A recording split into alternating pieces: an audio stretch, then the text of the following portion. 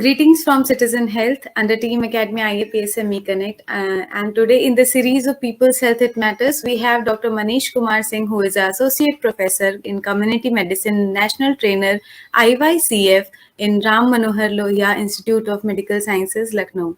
A very warm welcome to you, sir, on behalf of all the audience. Thank you Ritu ji and सबसे पहले सभी दर्शकों को जो इस प्रोग्राम को देख रहे हैं मेरा नमस्कार और मैं एकेडमी IAPSM का आभार व्यक्त करना चाहूँगा कि उन्होंने मुझे एक इतना अच्छा अवसर दिया है कि आज हम एक बहुत ही इम्पोर्टेंट टॉपिक पे कुछ क्वेश्चंस डिस्कस करेंगे आपसे जिससे ज़्यादा से ज़्यादा लोगों को इसका लाभ हो सके।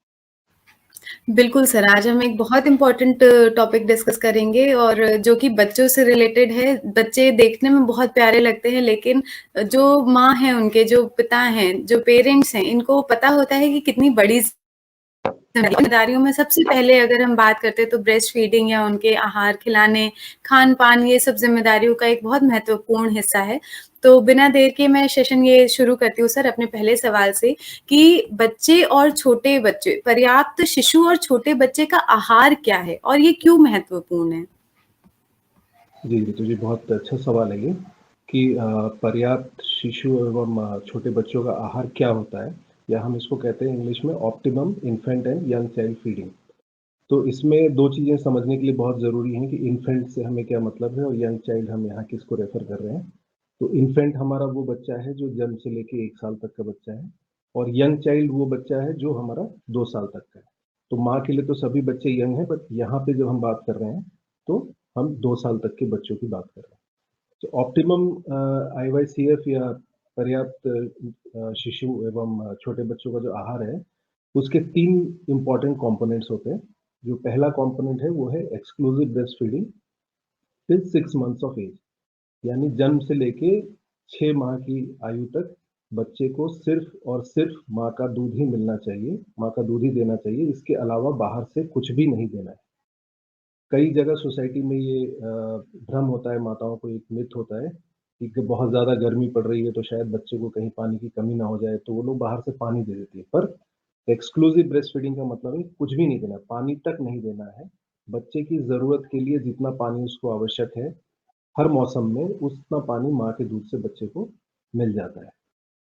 बाहर से अगर आप कुछ भी बच्चे को देंगे इस पीरियड के दौरान तो आप बच्चे को हमेशा इन्फेक्शन का खतरा बना रहता है और जो है उसको पर्याप्त मात्रा में आहार नहीं मिल पाता क्योंकि उसका जो स्टमक का साइज है वो बहुत लिमिटेड है और माँ का दूध ही एक लौता ऐसा सोर्स ऑफ न्यूट्रिशन है उसके लिए पहले 6 महीने में, जिससे कि उसको सारी पोषक तत्व सही मात्रा और सही अनुपात में मिल सके। तो पहला कंपोनेंट तो ये है। और ऐसा रिसर्च में भी शो हुआ है कि जिन बच्चों को माँ का दूध नहीं मिल पाता है उन बच्चों के मुकाबले जो माँ का दूध जिन्हें मिलता है पहले 6 महीने में, जो मोर्टेलिटी होती है, डेथ होती है पहले 2 महीने में, वो 6 टाइम्स ज़्यादा होती है। अगर ये बच्चे सर्वाइव कर जाते हैं दूसरे से तीसरे महीने में आ गए तब भी ये मोर्टेलिटी रेट जो है 4 टाइम्स ज़्यादा होती है। और अगर फिर भी ये सर्वाइव कर गए चौथे पांचवें महीने में आ गए तब भी ये रिस्क 2.5 गुना ज़्यादा होती है। तो इसलिए बहुत ज़रूरी है कि पहले 6 महीने हम सिर्फ एक्सक्लूसिव ब्रेस्ट फीडिंग कराएं। जो दूसरा कंपोनेंट है इसका वो है timely complementary feeding after 6 months. तो 6 महीने तक तो माँ का दूध जो है वो बच्चे की जितनी ज़रूरतें हैं वो सारी पूरी कर सकता है। 6 महीने के बाद बच्चे की ग्रोथ बहुत फास्ट होती है तो बच्चे को कुछ एक्स्ट्रा न्यूट्रिएंट्स की ज़रूरत है। तो 6 महीने के बाद जो है हमें ऊपरी आहार भी देना बच्चे को शुरू करना है। और आप जो एक रिसर्च लैंसेट में पब्लिश हुई है उसके हिसाब से अगर देखें तो हम अंडर 5 ईयर चिल्ड्रन के लिए जितने भी इंटरवेंशन हम यूज़ करते हैं, यानी उनकी जान बचाने के लिए हम जो भी तरीके अपनाते हैं, चाहे वो वैक्सीन हो, चाहे सेफ डिलीवरी हो, जिंक हो, ORS हो, तो ये सारी जितने भी हम लाइफ सेविंग मेजर्स यूज़ करते हैं उसमें से जितनी डेथ हम बचा पाते हैं अंडर 5 बच्चों की, उसमें से 20% डेथ जो है, 13% हम सिर्फ एक्सक्लूसिव ब्रेस्ट फीडिंग और रिमेनिंग 6% जो है हम एक अगर प्रॉपर कॉम्प्लीमेंट्री फीडिंग करें तो 20% डेथ तक हम सिर्फ इन दो जो इम्पोर्टेंट स्टेप्स हैं इससे कम कर सकते हैं। तो ये बहुत ज़रूरी है। जो तीसरा जो इम्पोर्टेंट कंपोनेंट है वो है आपका कि माँ को 2 साल तक मिनिमम कम से कम अपना दूध बच्चे को पिलाना चाहिए। क्योंकि एक दूसरे साल में एक बच्चा जो दूसरे साल में लग गया है, उसकी भी ज़रूरत का बहुत बड़ा हिस्सा उसको माँ के दूध से मिल जाता है। जैसे अगर हम कैलोरीज़ की बात करें, तो लगभग 37% उसकी जो रिक्वायरमेंट है एक दूसरे साल के बच्चे की, वो जो है माँ के दूध से उसको मिल जाती है। लगभग 55% तक प्रोटीन जो है, वो माँ के दूध से मिल जाता है। इसी तरह से आपका अगर हम बात करें विटामिन ए की, तो वो करीब आपका 75% जो रिक्वायरमेंट है, वो पूरी हो जाती है माँ के दूध से। विटामिन सी भी काफ़ी मात्रा में है और जो हम आयरन की बात करें, तो आयरन भी माँ के दूध में जो है, वो उसका एब्ज़ॉर्प्शन कई गुना बेहतर है, बाकी किसी भी सोर्स ऑफ आयरन से। तो इसलिए बहुत ज़रूरी है कि हम इस 3 चीज़ों का बहुत ध्यान रखें। पहला कि सिर्फ जन्म से लेके पहले 6 माह तक एक्सक्लूसिव ब्रेस्ट फीडिंग, उसके बाद टाइमली कॉम्प्लीमेंट्री फीडिंग शुरू करना और 2 साल तक कम से कम माँ को अपना दूध बच्चे को पिलाना चाहिए। तो अगर हम बात करते हैं स्तनपान की सर, ब्रेस्ट फीडिंग की, तो यही सब इसके फ़ायदे हैं या कुछ और भी इसके साथ फ़ायदे हैं? ब्रेस्ट फीडिंग या स्तनपान के बहुत से फ़ायदे हैं। अगर हम देखें तो इसके कुछ फ़ायदे हैं जो सिर्फ़ जो बच्चों के लिए फ़ायदे हैं।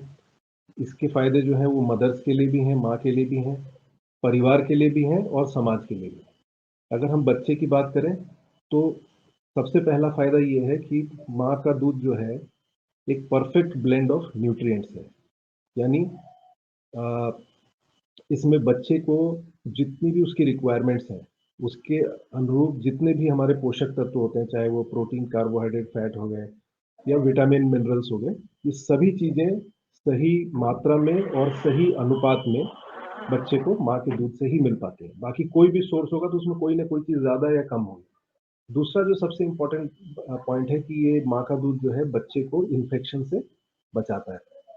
तो क्योंकि माँ के दूध में कुछ एंटीबॉडीज़ हैं, कुछ लाइसोज़ाइम, लैक्टोफेरिन और ग्रोथ फैक्टर्स जैसी चीज़ें हैं, जो बच्चे के इमैच्योर ऑर्गन्स को डेवलप करने में और प्रोटेक्शन, इन्फेक्शन से प्रोटेक्ट करने में मदद करती हैं। इसके अलावा जो है ये बच्चे को पचाने में आसान होता है, रेडी टू सर्व है, आराम से इसको तुरंत सही तापमान पे मिलता है और ऐसा देखा गया है कि जो बच्चे माँ का दूध लेते हैं, उनमें उनका मानसिक विकास भी बाकी बच्चों के मुकाबले ज़्यादा अच्छा होता है। तो आईक्यू अगर देखें तो आईक्यू में भी 3 टू 4 पॉइंट्स आईक्यू ऊपर रहते हैं ये बाकी बच्चों से। साथ में ये भी रिसर्च प्रूव करता है कि माँ का दूध लेने वाले बच्चों में आगे चल के जो आपकी डायबिटीज़ और कार्डियोवैस्कुलर डिज़ीज़ हैं, इनका इंसिडेंस भी कम होता है। माँ और बच्चे के बीच एक अच्छी बॉन्डिंग होती है, जिससे बच्चे की जो स्पीच रिलेटेड इश्यूज़ हैं, वो नहीं होते, समय से उसकी स्पीच डेवलप होती है, बिहेवियरल इश्यूज़ नहीं आते। माँ के दूध में कुछ ऐसे प्रोटीन हैं जैसे सिस्टीन, टॉरिन जिसकी वज़ह से उसका मेंटल डेवलपमेंट प्रॉपर होता है और जैसे आजकल सर्दियों का मौसम है, तो ब्रेस्ट फीडिंग प्रैक्टिस से बच्चे को हाइपोथर्मिया से भी बचाव होता है। अगर माँ को फ़ायदे की बात करें तो जब माँ ब्रेस्ट फीड कराती है तो एक हार्मोन रिलीज़ होता है जिसको हम कहते हैं ऑक्सीटोसिन। तो इसका बेसिक पर्पस होता है माँ के स्तन से जो दूध बना है उसको बाहर निकालना। बट साथ ही ये माँ के यूटेरस पे भी एक्ट करता है और यूटेरस को वापस नॉर्मल शेप में आने में और पोस्टपार्टम जो ब्लीडिंग होती है उसको कम करता है। तो माँ में एनीमिया का खतरा कम होता है। दूसरा, जो मदर एक्सक्लूसिव ब्रेस्ट फीडिंग करती हैं तो उनकी नेक्स्ट प्रेगनेंसी डिले होती है। इससे ब्रेस्ट और ओवेरियन कैंसर से भी बचाव होता है। साथ ही आप जैसे देखेंगे कि प्रेगनेंसी के दौरान लगभग 10 to 11 KG weight gain mothers को होता है। तो जो मदर एक्सक्लूसिव ब्रेस्ट फीडिंग जैसे करती हैं, तो उनको ये जो वेट गेन उन्होंने किया है, उसको वेट लूज़ करने में भी उनको सहायक होता है और मदर के लिए बहुत कन्वीनिएंट है। क्योंकि जैसे हमारी फैमिलीज़ हैं मदर को अपने दूसरे बच्चों पे भी ध्यान रखना है, तो माँ को समय मिल जाता है क्योंकि इसमें बच्चे के लिए कोई एक्स्ट्रा एफर्ट उसको नहीं करना है। अगर हम परिवार के लिए बात करें, तो परिवार को भी इसके बहुत से फ़ायदे हैं। जैसे बच्चा कम बीमार पड़ता है, तो आपके डॉक्टर के कम चक्कर लगते हैं और इसमें खर्च कुछ भी नहीं है, तो पैसे भी बचते हैं परिवार के और एक परिवार में एक खुशनुमा माहौल रहता है, जिससे बच्चे का डेवलपमेंट जो है, वो सही होता है। अगर समाज की बात करें, तो इससे समाज को भी फ़ायदा है। वो फ़ायदा इस तरीके से है कि अगर हम जो माँ के दूध के जो विकल्प हैं, चाहे वो जानवर का दूध हो, चाहे वो पैक्ड इन्फेंट मिल्क सब्स्टिट्यूट्स हों, उनको बनाने में, उनको प्रोडक्शन में, सेल में कहीं न कहीं हम बहुत सारे रिसोर्सेज़ यूटिलाइज़ करते हैं, जिससे कहीं न कहीं हमारे पर्यावरण को नुकसान पहुँचता है। तो एक तो इको फ्रेंडली नहीं है, बाकी कोई भी अल्टरनेटिव्स, माँ का दूध जो है वो इको फ्रेंडली है। दूसरा, जैसे मैंने बताया कि माँ के दूध जिन बच्चों को मिलता है उनका आईक्यू जो होता है, बाकी बच्चों के मुकाबले ज़्यादा अच्छा होता है, दे आर मोर स्मार्टर। तो ऐसे बच्चे आगे चल के जो है अच्छा ह्यूमन रिसोर्स के फॉर्म में डेवलप हो सकते हैं, जिससे आपकी कंट्री को भी फ़ायदा है, इकोनॉमी को फ़ायदा है। तो ये जो है एक तरह से देखा जाए तो स्तनपान के फ़ायदे सभी को हैं, बच्चे से लेके समाज तक। तो अभी जैसे आप बता ही रहे हैं सर कि दूसरे बाज़ार में भी दूसरे पशुओं के दूध भी उपलब्ध हैं, गाय का दूध, काऊ मिल्क और ये packed milk, full cream milk, इस तरह के आ रहे हैं विकल्प हमारे पास। तो ये माँ का दूध इन सारे विकल्पों से किस तरह से अलग है? हाँ। देखिए, माँ का दूध जो है उसका तो कोई मुकाबला ही नहीं है। आप देखेंगे माँ का दूध जो है वो सर्वोत्तम आहार है बच्चे के proper mental, physical and mental development के लिए। और ऐसा मैं इसलिए कह रहा हूँ कि इसके बहुत सारे कारण, अगर आप कंपेयर भी करें, तो अगर हम जैसे एनिमल मिल्क से कंपेयर करें, तो अगर हम न्यूट्रिएंट्स की बात करें तो सबसे इम्पोर्टेंट जैसे हम कैलोरी, तो दूध में जो शुगर पाया जाता है जिससे बच्चे को एनर्जी मिलती है उसको हम लैक्टोज़ कहते हैं। तो लैक्टोज़ का जो कंटेंट होता है वो माँ के दूध में सबसे ज़्यादा होता है। इवन काऊ जो नियरेस्ट टू ह्यूमन मिल्क है, अगर हम उससे भी कंपेयर करें, तो सबसे ज़्यादा लैक्टोज़ माँ के दूध में है। अगर हम फैट की बात करें तो फैट जो है, जितने भी एसेंशियल फैटी एसिड्स हैं जो बच्चे के ग्रोथ और डेवलपमेंट के लिए चाहिए, वो सारे माँ के दूध में हैं। प्लस इस फैट को डाइजेस्ट करने के लिए एक एंजाइम होती है जिसको हम लाइपेज कहते हैं, वो भी माँ के दूध में है। तो माँ के दूध में ऑलरेडी एक ऐसा एंजाइम है जो उसी के दूध में मौजूद फैट को डाइजेस्ट करने में भी मदद करता है, तो इजीली डाइजेस्टेबल होता है। अगर हम प्रोटीन की बात करें, तो प्रोटीन की क्वांटिटी जो है माँ के दूध में कम है कंपेयर टू आपके गाय का दूध हो गया या भैंस का दूध हो गया। ये कम ज़रूर है, पर जितनी हमारे बच्चे की ज़रूरत है उतनी इस मात्रा में प्रोटीन माँ के दूध में होती है। और इसका कारण भी है कि अगर आप कंपेयर करें एक गाय के बच्चे को, एक भैंस के बच्चे को हमारे बच्चे से, और 1 साल बाद उनकी आप वेट और उनकी हाइट कंपेयर करें, तो उन वो लोग काफ़ी ज़्यादा हाइट गेन करते हैं, वेट गेन करते हैं। हमारा बच्चा जस्ट 1 साल पे विद सपोर्ट चल रहा होगा। तो हमारे बच्चे की नेचुरल उतनी रिक्वायरमेंट प्रोटीन की नहीं है। उनके बच्चों में, गाय के बच्चे में उसकी प्रोटीन की रिक्वायरमेंट ज़्यादा है। तो अ, उसको नेचर ने ऐसा बनाया है कि उनके दूध में प्रोटीन की क्वांटिटी ज़्यादा है। हमें उतनी प्रोटीन नहीं चाहिए। और बच्चा जब पैदा होता है तो उसके सारे ऑर्गन्स जो हैं वो इमैच्योर होते हैं। तो प्रोटीन का जो बॉडी में ब्रेकडाउन होता है और उसके बाद उसका जो एब्ज़ॉर्प्शन होता है उसके जो यूनिट्स का, तो उस ब्रेकडाउन के थ्रू जो वेस्ट प्रोडक्ट एक्सक्रीट होता है, उस किडनी का बहुत बड़ा रोल है। तो ये अगर इतना ज़्यादा प्रोटीन हम बच्चे को देंगे, तो बच्चे की जो किडनी जो इमैच्योर है, उसपे इफ़ेक्ट पड़ेगा और बच्चे को नुकसान करेगा। साथ ही इन्फेक्शन का भी खतरा है और एलर्जी वगैरह होने का भी खतरा है। तो एक प्रोटीन की माप देखें तो क्वांटिटी वाइज़ जितना प्रोटीन चाहिए माँ के दूध में है, और क्वालिटी वाइज़ अगर देखें तो माँ का दूध तो फ़ार बेटर है प्रोटीन के मामले में, क्योंकि एक तो इसमें जो एक प्रोटीन होता है केज़ीन, जिसको डाइजेस्ट करना बहुत डिफ़िकल्ट होता है, वो कम होता है मात्रा में। और दूसरा, इसमें बहुत सारे एंटीबॉडीज़ हैं, लैक्टोफेरिन है, लाइसोज़ाइम है, जो कि बच्चे को इन्फेक्शन से बचाते हैं। और बच्चे की जो इंटेस्टाइन है इमैच्योर, उसको उसको डेवलप करने में हेल्प करते हैं। तो इसलिए प्रोटीन वाइज़ ही बेटर है। विटामिन वाइज़ बात करें तो विटामिन ए कंटेंट काफ़ी हाई है माँ के दूध में। विटामिन सी का कंटेंट बहुत अच्छा है। आयरन की बात करें तो आयरन का, अगर काऊ मिल्क से हम कंपेयर करें तो दोनों में आयरन बराबर है। बट जो एब्ज़ॉर्प्शन है, माँ के दूध से जो आयरन का एब्ज़ॉर्प्शन है वो किसी भी दूसरे एनिमल मिल्क से 5 गुना ज़्यादा बेहतर है। क्योंकि हमारे माँ के दूध में कुछ ऐसे फैक्टर्स हैं जो आयरन के एब्ज़ॉर्प्शन को हेल्प करते हैं। तो अगर उतना आयरन आपको किसी दूसरे सोर्स से देना है, तो लगभग 5 गुना दूध उस बच्चे को पिलाना पड़ेगा, जो कि पॉसिबल नहीं है। ठीक है? अब पाउडर वाले क्लेम करते हैं कि हमने तो उतना आयरन मिला दिया, बट उसका भी नुकसान है। जो पाउडर में जो एक्सेसिव आयरन वो ऐड कर रहे हैं, उसमें कई बैक्टीरियाज़ ग्रो करते हैं, जिससे बच्चे को सेप्टिसिमिया है, मेनिंजाइटिस है, उसका खतरा बना रहता है। तो इस तरह से आप देख सकते हैं कि माँ का दूध किस तरह से बाकी सभी दूधों से अलग है, सभी पोषक तत्व इसमें हैं, जो बच्चे को चाहिए उसके प्रॉपर डेवलपमेंट। तो अगर हम इतना किसी भी माँ को समझाएँ, तो मेरे ख्याल से कोई ऐसी माँ नहीं होगी जो चाहेगी कि माँ के उसको अपने दूध के अलावा कोई दूसरा दूध उसके बच्चे को दिया जाए। पिलाया जाए। बहुत बहुत अलग तरीके से आपने ये बातें बताई। आई विश कि सारी माएँ ये वीडियो को ज़रूर देखें।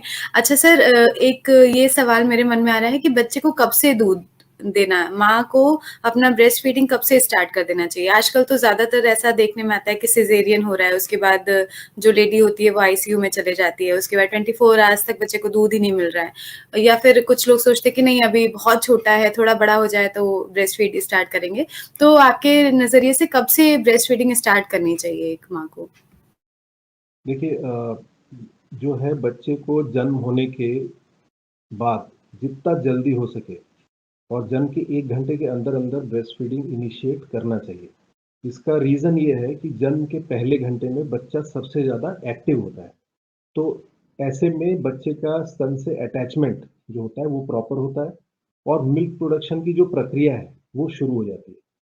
साथ ही माँ का जो पहला गाढ़ा दूध है कोलोस्ट्रॉम जिसे हम कहते हैं, उसके बहुत ज़्यादा फ़ायदे हैं बच्चे के लिए। एक तरह से वैक्सीन है पहली, प्लस जो है मेकोनियम क्लियर करने के लिए बहुत सारे इसमें फैक्टर्स हैं, ग्रोथ फैक्टर्स वगैरह हैं, जो बच्चे को बहुत ज़रूरी है। और रिसर्च ये प्रूव करता है कि जिन बच्चों में जैसे फर्स्ट आवर में फीडिंग नहीं करा पाए, तो सेकंड डे से लेकर 28 डे के बीच में उनमें मोर्टेलिटी के चांसेस 22 गुना ज़्यादा होते हैं, उन बच्चों के मुकाबले जो फर्स्ट आवर में फीड करा लेते हैं। या अगर आपने पहले घंटे में नहीं, पहले दिन में फीड करा लिया, तो भी जो है 16 टाइम्स हायर मोर्टेलिटी है, सेकंड डे से 28 डे ऑनवर्ड्स।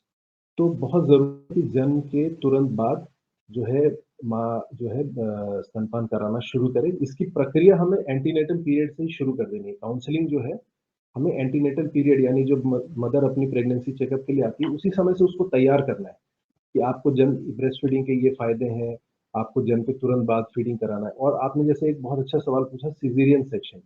तो ये ऐसा नहीं है कि सिज़ेरियन सेक्शन मदर में हम 1 घंटे के अंदर-अंदर ब्रेस्ट फीडिंग इनिशिएट नहीं कर सकते, बिल्कुल कर सकते हैं। बस इसके लिए थोड़ा-सा हमें जो हेल्थ स्टाफ है उसको ट्रेन करने की ज़रूरत है।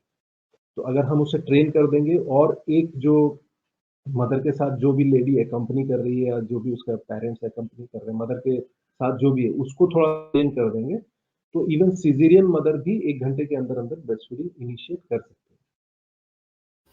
ये तो अच्छा है सर, ये हेल्थ वर्कर्स के लिए भी एक मैसेज है हमारे लिए। अच्छा, एक माँ को कितनी बार ब्रेस्ट फीड कराना चाहिए दिन में? ओके। देखिए ब्रेस्ट फीडिंग जो है वो ऑन डिमांड कराना चाहिए। जैसे कि जब भी बच्चा रोता है, बच्चे को रो के ही वो बता सकता है कि उसे भूख लगी है, तो जब भी बच्चा डिमांड करे ब्रेस्ट फीडिंग कराना चाहिए। अगर ऐसा मदर कराती है तो दिन भर में लगभग 8 से 10 बार और रात में कम से कम 2 फीड तो ज़रूर करानी चाहिए। और रात में फीड कराना बहुत ज़रूरी है क्योंकि जो मिल्क का प्रोडक्शन होता है उसमें एक हार्मोन है जिसका नाम है प्रोलैक्टिन।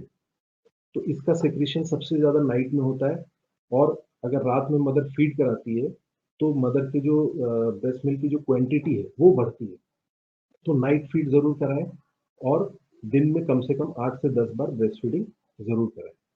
समय देखकर कभी दूध नहीं पिलाना है, घड़ी देख के। जब भी बच्चे को फीड कराएँ एक तरफ के ब्रेस्ट से फीड कराएँ और नेक्स्ट टाइम दूसरी तरफ ब्रेस्ट से फीड कराएँ। इसका फ़ायदा ये होता है कि बच्चे को जो मदर का एक्चुअली मिल्क का कंपोज़िशन होता है, जैसे-जैसे बच्चा दूध लेता है, वैसे-वैसे उस कंपोज़िशन भी चेंज होता है। तो एक हम कहते हैं फ़ोर मिल्क और एक कहते हैं जो शुरू में जो दूध आता है, वो थोड़ा-सा पतला होता है, उसमें पानी का कंटेंट ज़्यादा होता है और उसको हम कहते हैं फ़ोर मिल्क। तो उससे बच्चे की प्यास मिटती है, बच्चा थोड़ा-सा सैटिस्फाई हो जाता है, ठीक है? और जो बाद का कंटेंट आता है, जिसको हम हाइंड मिल्क कहते हैं, उसमें फैट की मात्रा ज़्यादा होती है। तो आपने फिज़िक्स या केमिस्ट्री में पढ़ा होगा कि 1 यूनिट जब हम कार्बोहाइड्रेट बर्न करते हैं, तो हमें कितनी 4 किलो कैलोरी एनर्जी मिलती है, जबकि फैट हम बर्न करते हैं तो 9 किलो कैलोरी एनर्जी मिलती है। अक्सर देखते हैं क्या होता है फील्ड में मदर्स जो है एक तरफ ब्रेस्ट से फीड कराती हैं थोड़ी देर, फिर हटा लेती हैं, फिर दूसरी तरफ ब्रेस्ट से फीड कराती हैं। तो उसमें क्या है दोनों तरफ से बच्चे को 4 मिल्क मिल रहा है, हैंड मिल्क नहीं मिला। तो ऐसा बच्चा जो है थोड़ी देर के लिए सैटिस्फाई हो जाएगा, मगर फिर थोड़ी देर बाद रोना शुरू कर देगा। तो बार-बार रोएगा, बार-बार डिमांड करेगा और मदर को लगेगा कि उसका दूध सफिशिएंट नहीं हो रहा है, जबकि ऐसा नहीं है, ठीक है? तो हमेशा एक तरफ से फीड कराएँ और ये नॉर्मल ड्यूरेशन ऑफ फीड जो होता है लगभग 4 मिनट से लेके 30 मिनट तक होता है। तो जब बच्चा फीड कर लेगा तो ऑटोमेटिकली ब्रेस्ट को छोड़ देता है। ब्रेस्ट फीडिंग की जो प्रोसेस है, ऐसा नहीं है कि बच्चा लगातार सक कर रहा है, वो सक करेगा फिर थोड़ी देर रुक जाएगा। तो मदर को लगता है कि शायद अब पी लिया इसने, पर ऐसा नहीं है, फिर थोड़ी देर फिर वो स्टार्ट कर देगा। तो जब बच्चा ब्रेस्ट फीड कर रहा है, जब वो पी लेगा तो अपने आप निपल छोड़ देगा, तो मदर को समझ है कि अब इस बार उसने सफिशिएंट फीड कर लिया। तो ये चीज़ों का ध्यान रखें, 8 से 10 बार फीड ज़रूर हो, कम से कम। ब्रेस्ट फीडिंग ऑन डिमांड हो, रात में ज़रूर फीड कराएँ, और जब भी फीड कराएँ तो एक तरफ के ब्रेस्ट से पहले एक बार फीड कराएँ, फिर दूसरी तरफ सेकंड टाइम फीड। और ये ड्यूरेशन 5 मिनट से आधे घंटे तक हो सकता है? बिल्कुल। अगर उससे ज़्यादा है या उससे कम है तो फिर आप डॉक्टर से कंसल्ट करें। अच्छा, और आजकल ये कोविड सिचुएशन में अगर अनफॉर्चुनेटली किसी मदर को कोविड हो गया है, तो वो उस केस में अपने बच्चे को ब्रेस्ट फीड करा सकती है या नहीं करा सकती है सर? तो बिल्कुल फीड करा सकती हैं और कराना भी चाहिए। कोविड में भी, और बहुत सी ऐसी बीमारियां हैं जिसमें भी मदर बहुत आराम से मदर को फीड कराना चाहिए। कोविड में हम जो खास ध्यान हमें मदर को रखना है, वो 3 चीज़ों का खास ध्यान रखना है कि पहली तो जब भी वो बच्चे को फीड कराए तो मास्क पहने। दूसरा, जब भी बच्चे को छुए तो अपने हैंड वॉश कर ले अच्छी तरीके से। तीसरा, अपने आस-पास की जो सराउंडिंग एरिया है उसको साफ-सुथरा रखें। अगर ये 3 चीज़ें फ़ॉलो करती है तो कोविड पॉज़िटिव मदर भी अपने बच्चे को फ़ीड करा सकती है, ठीक है? क्योंकि माँ के दूध में ये वायरस नहीं पाया गया है, तो फ़ीड बिल्कुल करा सकती है। और दूसरी बीमारियाँ हैं जैसे ट्यूबरकुलोसिस, अगर मदर जो है दवा ले रही है, साफ-सफाई का ध्यान रख रही है, तो बिल्कुल फ़ीड करा सकती है। ऐसा होता है कि जैसे कई बार हमारे यहाँ धारणा होती है कि माँ को बुखार आ रहा है, तो आज फ़ीड मत कराओ, है ना? तो ऐसा नहीं है। अगर ये कोविड की बात मैं नहीं कर रहा, दूसरी भी कोई बीमारी है, तो जैसे कई जगह हम लोग विलेजेस में जब जाते हैं, तो ये होता है कि आज उसको बुखार आ रहा है, आज फ़ीड नहीं करते, ऐसा नहीं है। बुखार है तब भी वो फ़ीड करा सकती है। आज अगर बुखार आ रहा है तो इन्फेक्शन उसको कुछ दिन पहले लगा होगा, तो माँ की जो बॉडी है वो ऑटोमेटिकली एंटीबॉडीज़ बना लेती है इन्फेक्शन के खिलाफ, और जब वो बच्चे को फ़ीड कराती है, तो वो एंटीबॉडीज़ बच्चे को अपने दूध से मिल जाती है, तो बच्चा प्रोटेक्टेड रहता है इन्फेक्शन से। इवन ये भी रिसर्च में देखा गया है कि अगर बच्चे की स्किन में कोई बीमारी है, तो मदर के टच में अगर आ रही है, तो मदर की बॉडी उस इन्फेक्शन के खिलाफ भी एंटीबॉडी बना लेती है, जो बच्चे को ट्रांसफ़र हो जाती है मदर मिल्क से। तो ये इतने एडवांटेजेस हैं ब्रेस्ट फीडिंग के, तो मदर को बिल्कुल फीड कराना चाहिए। कुछ एक बीमारियाँ ऐसी हैं जिसमें डॉक्टर की कंसल्टेशन ज़रूरत पड़ेगी। कितनी खूबसूरत प्रकृति है, मतलब प्रकृति ने कितने अच्छे तरह से ये डिज़ाइन किया है। अच्छा सर, एक आइडियल पोज़ीशनिंग की भी बात करें अगर हम, कैसे किस तरह से माँ को किस पोज़ीशन में रह के अपने बच्चे को दूध पिलाना चाहिए? कई माएँ होती हैं कि लेट कर पिला रही हैं, कोई बैठ के, कोई कुर्सी पे बैठ के, तो आइडियल पोज़ीशन क्या होनी चाहिए दूध पिलाने के लिए?